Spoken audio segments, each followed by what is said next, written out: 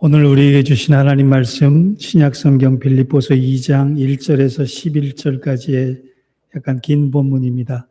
일어나셔서 함께 받들어서 교독하시겠습니다.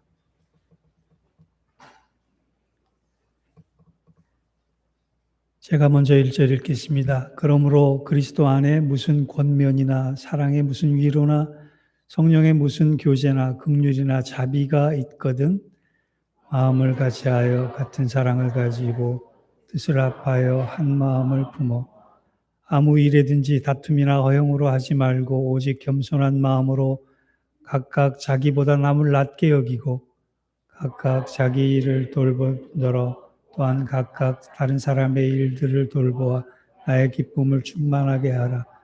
너희 안에 이 마음을 품으라. 곧 그리스도 예수의 마음이니 그는 근본 하나님의 본체시나 하나님과 동등됨을 취할 것을 여기지 아니하시고 오히려 자기를 비워 종의 형체를 가지사 사람들과 같이 되셨고 사람의 모양가로 당하셔서 자기를 낮추시고 죽기까지 복종하셨으니 곧 십자가에 죽으심으로 이러므로 하나님이 그를 지극히 높여 모든 이름 위에 뛰어난 이름을 주사 하늘에 있는 자들과 땅에 있는 자들과 땅 아래에 있는 자들로 모든 무릎을 예수의 이름에 꿇게 하시고 같이 읽겠습니다. 모든 입으로 예수 그리스도를 주라 시인하여 하나님 아버지께 영광을 돌리게 하셨느니라.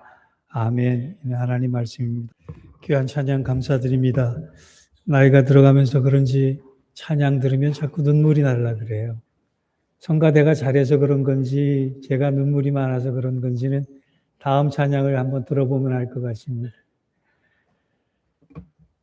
어떤 교회에 믿음 좋은 권사님에게 두 아들이 있었습니다. 그런데 큰 아들이 공부도 잘하고 인물도 출중했던 모양입니다.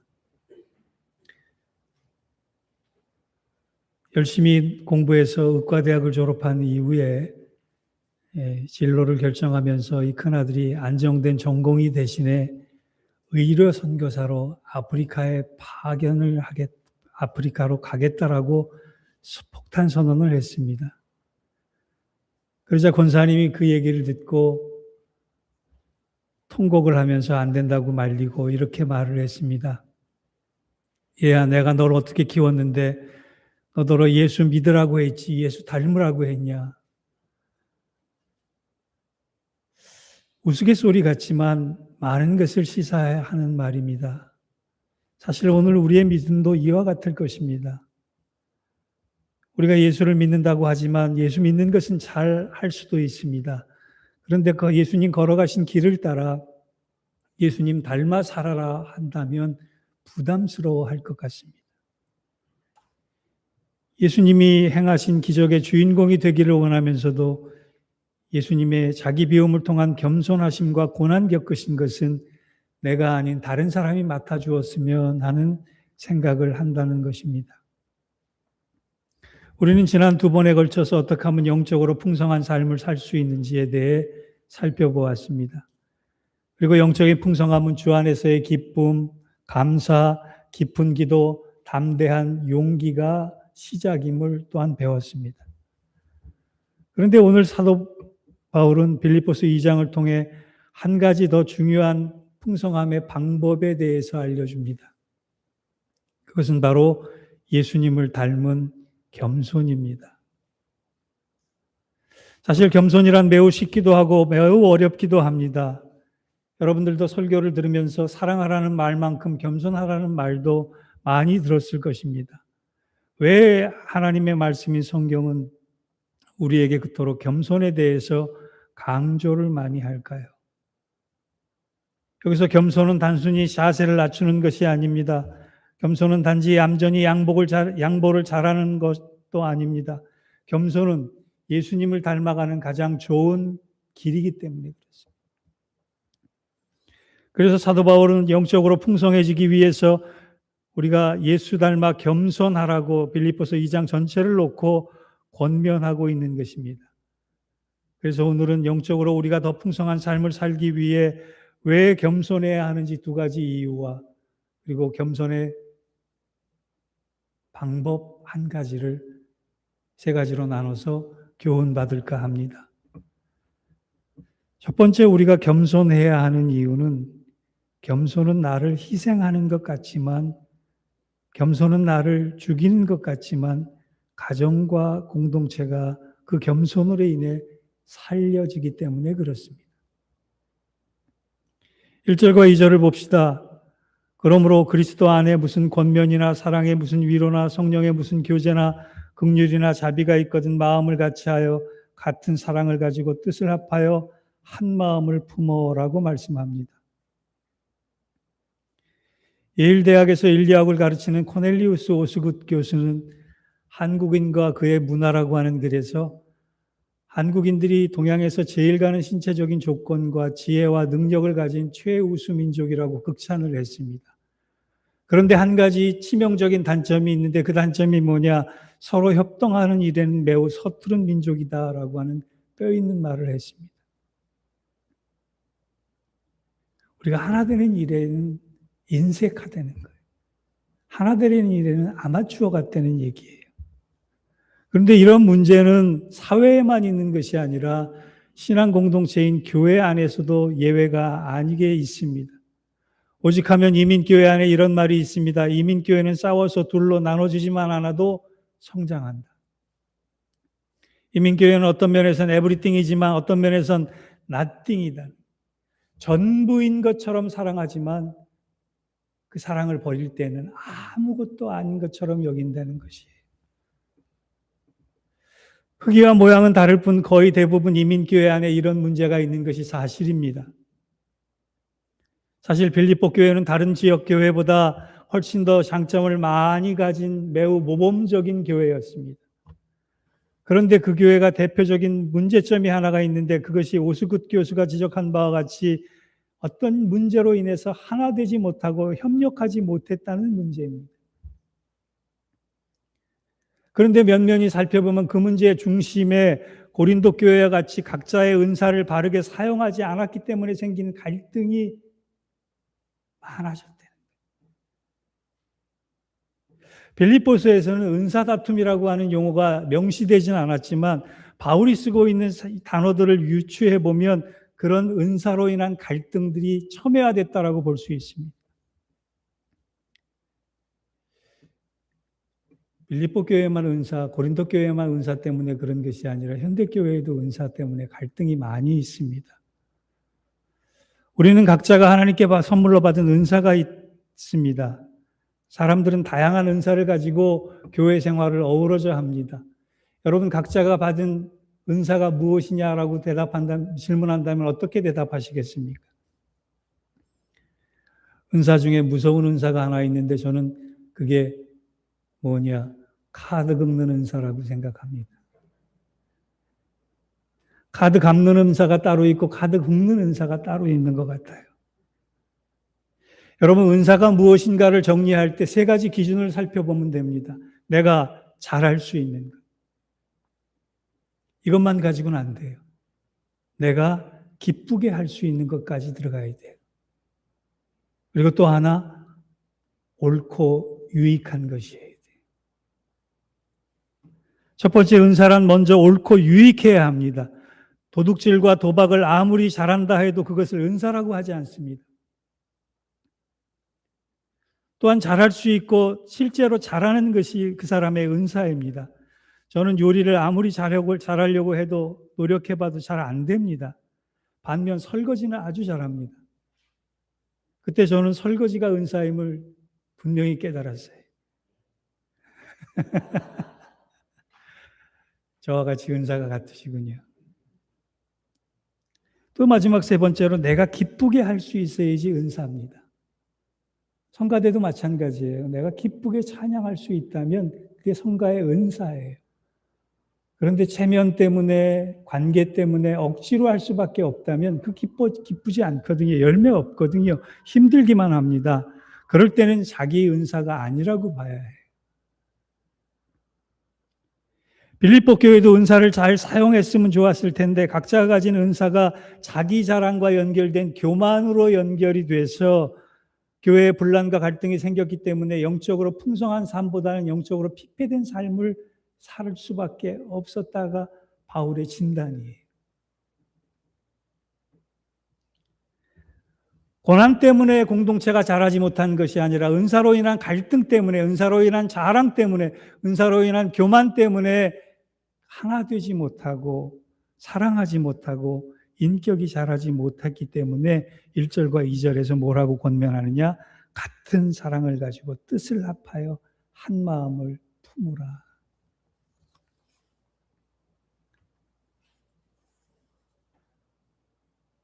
그런데 1절과 2절을 자세히 들여다보면 바울의 중요한 메시지의 패턴이 하나 등장을 합니다.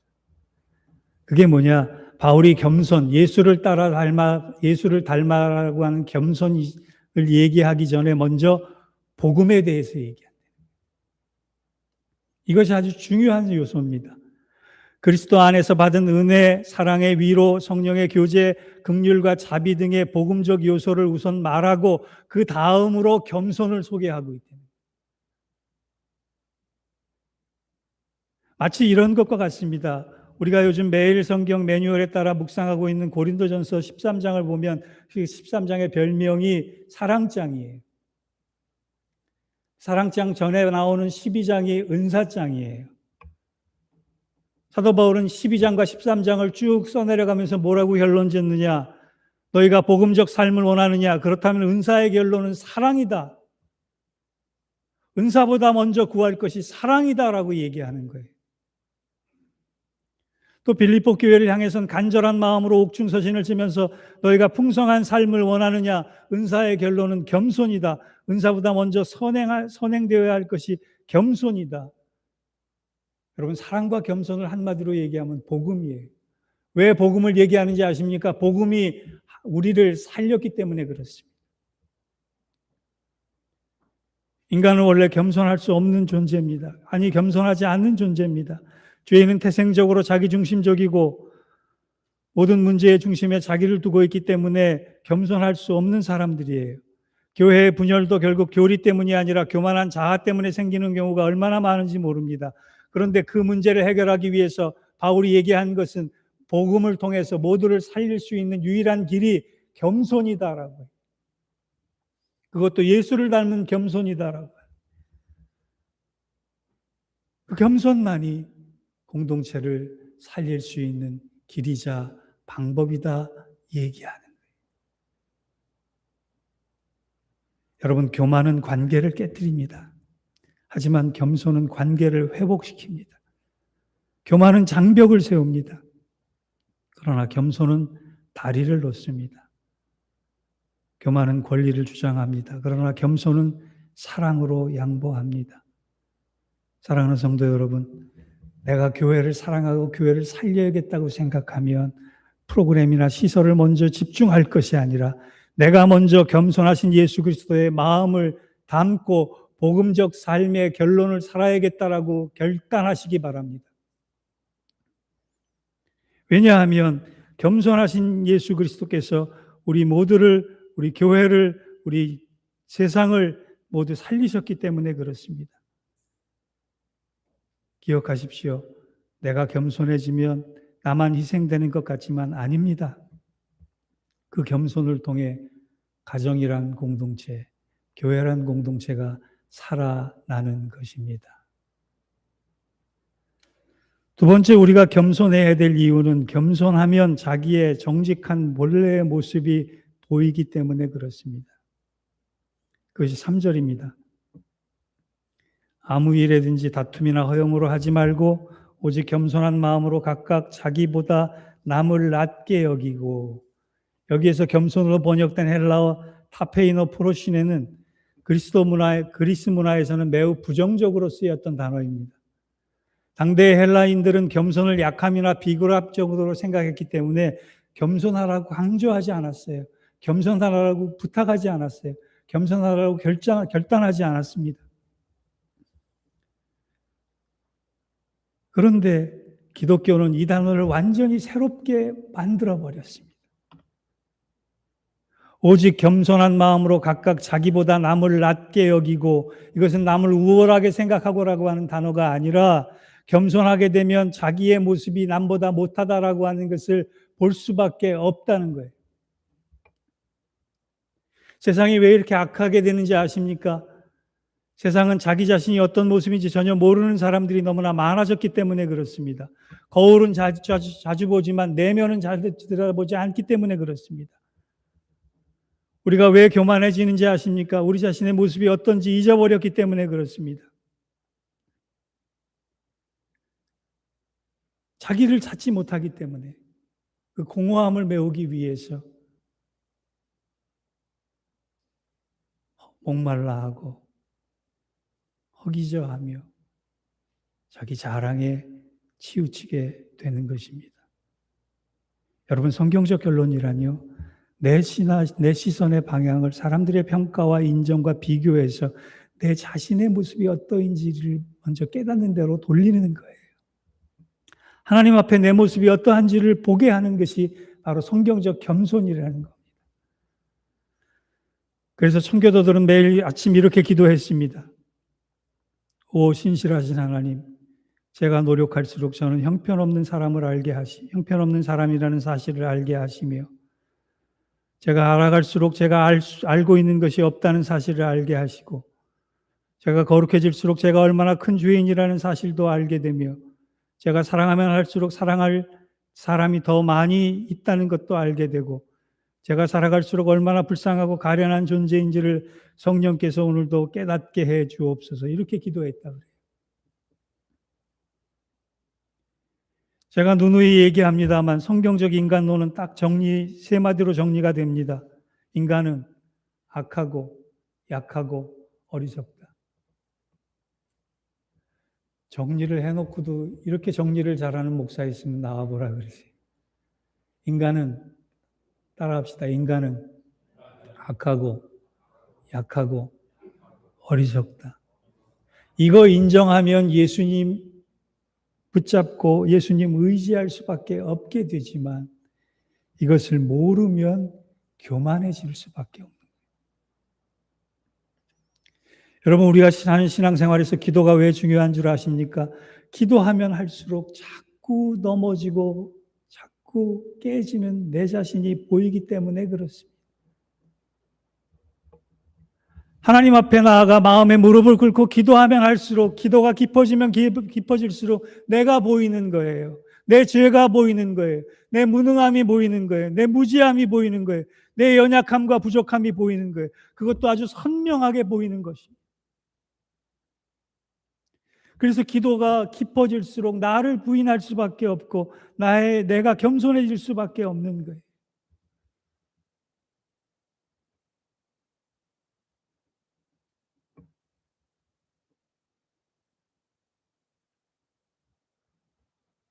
오늘 교회 왔는데 강 목사님께서, 정 목사님 왜 이렇게 피곤해 보이세요?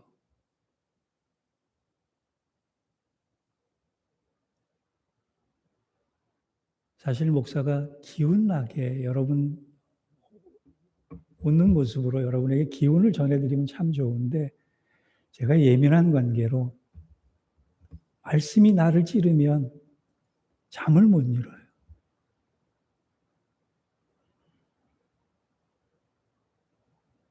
본문 말씀을 묵상하면 할수록 제가 보이는 거예요.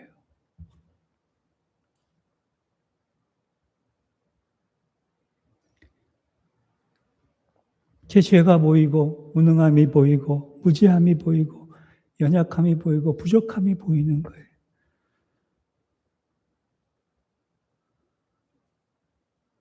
아직도 내 안에 높아지고자 하는 마음이 있고 유명해지고자 하는 욕망이 많이 남아 있었습니다.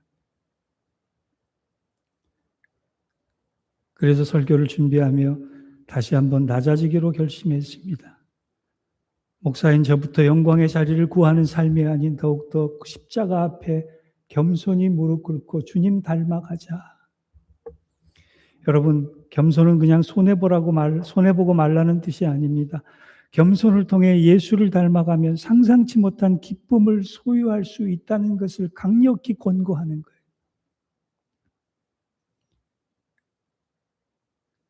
사랑하는 성도 여러분, 겸손은 자기 자신의 모습을 보는 순간 자기가 얼마나 죄인인지를 알게 합니다만 그 이유 때문에 하나님께서 얼마나 나를 사랑하심도 알게 되는 거예요.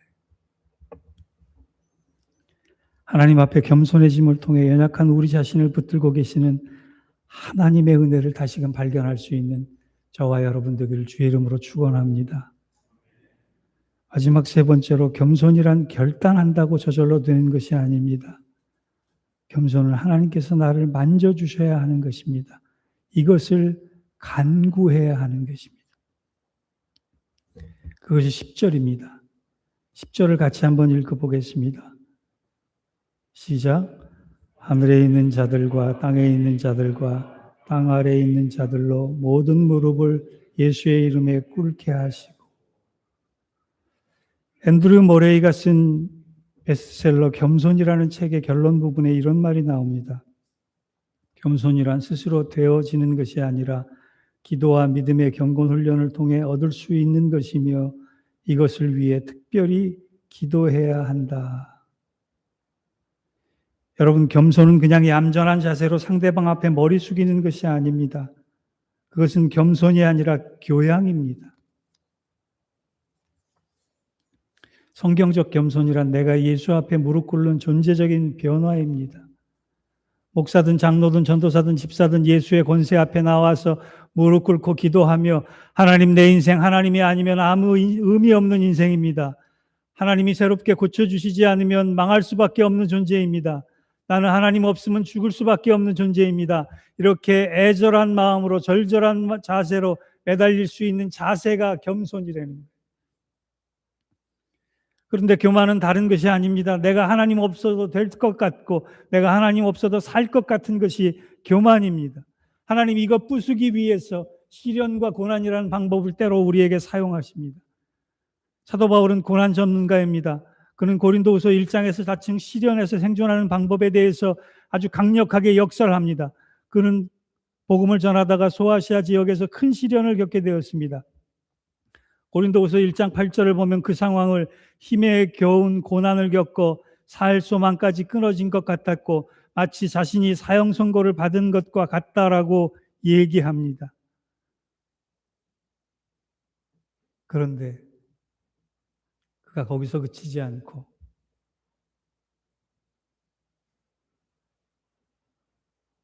시련에서 생존하는 방법을 믿음 안에서 찾았어요. 그것이 고린도후서 1장 9절입니다. 제가 읽어드릴 테니까 잘 들어보세요. 이는 우리로 자기를 의지하지 말고 오직 죽은 자 가운데서 다시 살리시는 하나님만 의지하게 하심이라. 아멘. 그는 이것이 고난을 통해 터득한 시련 속에서의 생존하는 길이라고 간증하고 있는 것입니다. 레리 크랩이라고 하는 기독교 상담 심리학자가 이런 멋진 말을 했습니다. 하나님을 의지하는 크기가 고통을 집어삼키는 크기가 된다. 하나님을 신뢰하는 믿음의 크기가 고통의 크기보다 크면 반드시 이겨낼 수 있다. 놀라운 것은 성경이 이 가슴 벅찬 이야기를 증언합니다. 로마서 8장 17절과 18절입니다. 우리가 그와 함께 영광을 받기 위하여 고난도 함께 받아야 할 것이니라. 생각건대 현재의 고난은 장차 우리에게 나타날 영광과 비교할 수 없도다. 여러분, 이제 우리의 신앙을 한번 점검해 보았으면 좋겠습니다. 백석대 구약학 교수인 송병현 교수는 사사시대 이스라엘 사람들이 하나님께 더 이상 부르짖지 않았다라고 하는 구절을 설명하면서 하나님을 향한 냉담은 기복주의보다 훨씬 더 나쁜 것이다라고 설교했습니다. 왜냐하면 하나님께 더 이상 기대하지 않는 것은 죄라는 뜻입니다. 하나님 없이 두려운 것이 없어진다면, 하나님 없이도 두려운 것이 없다면 하나님께 매달리는 것이 없어진다는 것은 교만입니다. 그러므로 내 안에 절박한 기도가 없어진 것은 교만입니다. 겸손이란 하나님 앞에 절절한 자세로, 애절한 자세로 나를 다시금 하나님 앞에 뜨겁게 만드는 일이에요. 이렇게 변화될 때 사도 바울은 얘기합니다. 빌립보서의 결론처럼 상상을 초월한, 상황을 초월한 기쁨을 가질 수 있다. 그러므로 겸손하라.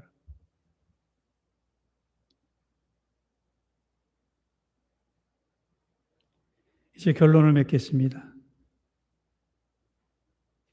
어느 목사님이 목회를 하다가 힘이 들어서 새벽 제단에 혼자 나와 눈물을 흘리며 기도하고 있었습니다. 주님, 힘이 듭니다. 어디 목회만 그러겠습니까? 여러분도 새벽 제단에 나와서 주님, 내 삶이 힘이 듭니다. 라고 이야기하고 싶을 때가 얼마나 많겠어요. 그때 주님께서 이 목사님을 찾아오셔서 물으셨습니다. 너는 나 때문에 행복하니? 여러분 한번 지금 속으로 질문해 보세요. 나는 예수 때문에 행복한가? 이 목사님이 대답했습니다. 주님, 저는 지금 행복하지 않습니다. 주님 위에 충성했는데 행복하지 않습니다. 그때 주님이 그 목사님의 어깨를 이렇게 감싸시면서 이런 말씀을 하셨다 그래요. 내가 나를 위해 목숨 바쳐 충성하는 것보다 너는 나 때문에 행복하기를 원한다. 나를 위해 충성하는 것도 기쁘지만 너는 내가 나 때문에 행복하면 내가 더 기쁘단다. 여러분, 주님 때문에 행복할 수 있는 저와 여러분 되시기를 바랍니다. 그러기 위해서 주님 닮아 겸손해지면 아닐 것 같지만 행복해집니다. 주님 따라 겸손해지면 내가 지는 것 같지만 모두가 살아납니다. 주님같이 겸손해지면 상상할 수 없는, 상황과 상관없는 기쁨을 얻게 되는 것입니다. 우리 모두 그리스도 예수 안에서 겸손한 사람 되어서 영적으로 풍성하고 풍성하게 살아갈 수 있는 귀한 권속들 되시길 주의 이름으로 축원합니다. 기도하겠습니다. 하나님, 왜 겸손하라 그러셨는지 가르쳐 주시니 감사합니다. 나 혼자의 희생을 통해서 우리 가정이 살아나고 공동체가 살아날 수 있는 생명력이 겸손 안에 있음을 배우게 하셔서 감사합니다. 또한 겸손은 상황을 상상할 수 없는 기쁨을 얻을 수 있는 길임을 또한 배우게 하시니 감사합니다. 주님, 겸손함을 통하여서 주님으로 인해서 행복할 수 있는 저희들 되게 하여 주옵소서. 겸손 때문에 아무것도 할 수 없는 저희들인 것 같지만 주님 손에 붙잡혀 무엇이든지 할 수 있는 귀한 사람 될 수 있도록 축복하여 주옵소서. 예수님의 이름으로 감사하며 기도하옵나이다. 아멘.